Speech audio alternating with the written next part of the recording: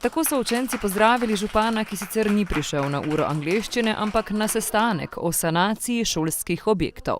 Telovadnica je skoraj 500 tisoč evrov, na mestnem svetu smo sprejeli DIP, imamo jo v proračunu, da se zdaj vse pripravlja, da bi v poletnih mesecih, ko je šola prazna, da se to realizira. Sanacija strehe je bila v letu 2016 uspešno speljana, letos tudi pripravljamo načrte za generalno obnovo kuhinje. Ker osnovna šola Tabor 1 letos obeležuje 40. obletnico, je jasno, da gre za nekoliko starejšo stavbo, ki bi kmalu potrebovala tudi energetsko sanacijo. A prva v nizu investicij, ki jih čakajo, bo na vrsti telovadnica. Smo dobili potrditev, da bo v letošnjem koledarskem letu prišlo do obnove telovadnice s pripadajočimi prostori in sicer v tem poletnem času.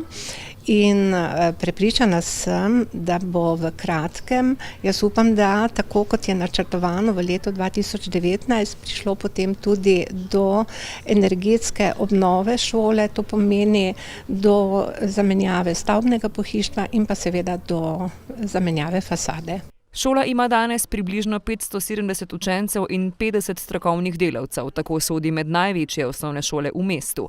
Glede na potrebe in smernice sodobnega poučevanja si v bližnji prihodnosti želijo, da bi dobili moderno učilnico za naravoslovje. Prav tako pa so na sestanku z županom izpostavili tudi visoka pričakovanja glede projekta urejanja parka ob Pekerskem potoku in pripadajočega skateparka, saj si na šoli želijo, da bi lahko otroci čim več časa preživljali z aktivnostmi na prostem v domačem okolju.